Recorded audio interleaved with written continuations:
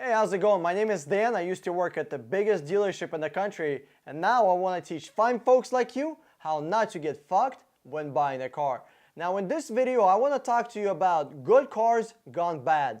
And really, that's exactly what I want to talk about. I want to talk about reliable cars that you could buy brand new without even thinking about their reliability. You can buy them with 150,000 miles and they would still be reliable. But now, for some reason, for one reason or the other, I think I know the reason, but I'll tell you. Well, for now, I'm going to pretend I don't know the reason.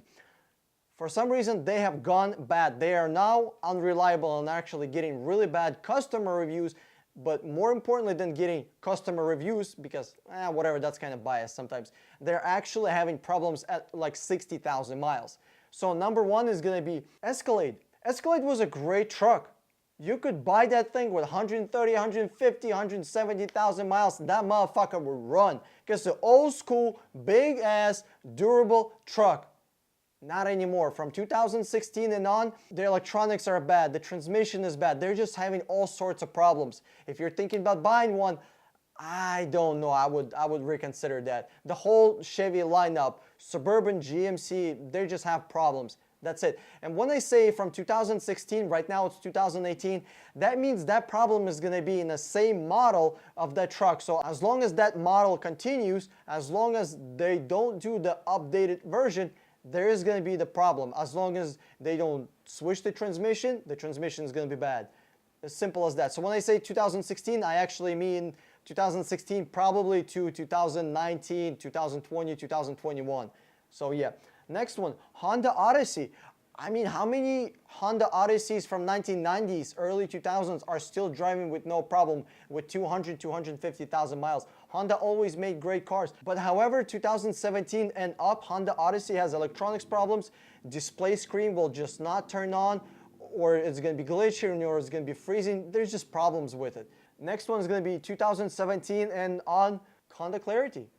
Again, another Honda. Honda never had any serious problems. Warning lights pop up for no reason. The back hatch doesn't want to open or close, or misaligned, or it's giving problems with the rear hatch. Here's the biggest problem with the warning lights that just turn on by themselves. If the warning light is on and the dealership is telling you, hey, we'll take care of it in 3 or 4 days or a week. What if there's a real problem that comes up and you don't know about it, and in 3 or 4 days that problem exceeds into a $4,000 or $5,000 problem? Who's responsible for it? Because the warning light was on and you didn't know that there's a problem because the warning light was just on. Imagine if somebody in front of you has their brake lights always on. You don't know when they're braking or they're not braking, so you don't know how to act, right? Same thing with the warning lights. They only need to come up when there's a problem. And there's a problem, you stop, you fix your car, right? This seemingly innocent, oh, the warning lights just appear out of nowhere. Those warning lights tell you about the problem. If there's a problem and you don't know about it, like, you could get seriously fucked with Honda Clarity.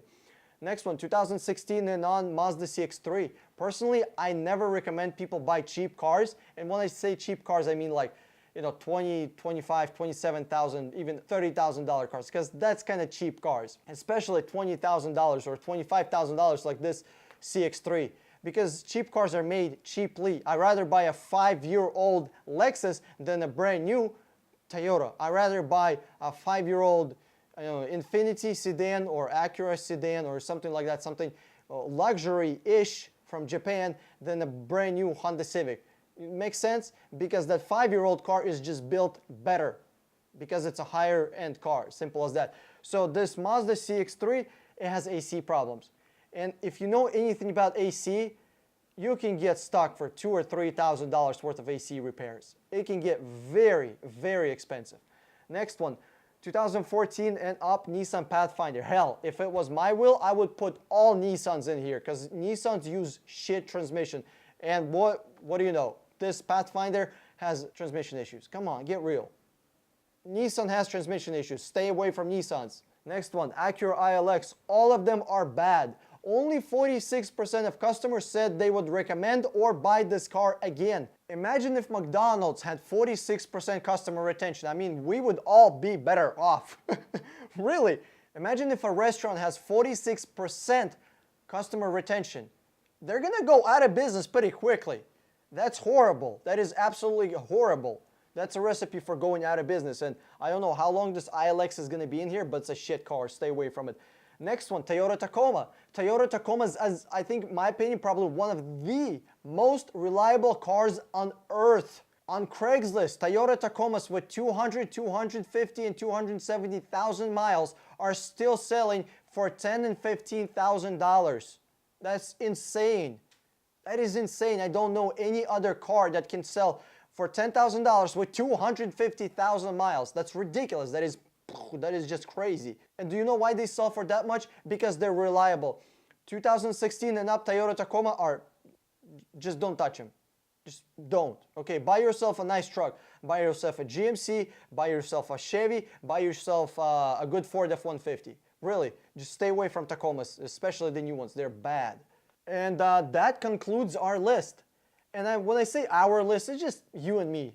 Just a friendly conversation. There's more cars that I could add onto this list. I'm not a fucking walking, talking Google. I'm not gonna, give you 100 cars. I'll give you a simple rule though. When you want to buy a new car, don't buy a new car, buy a 3 or 4 year old car. First, you're going to get it for like 46, 55% less.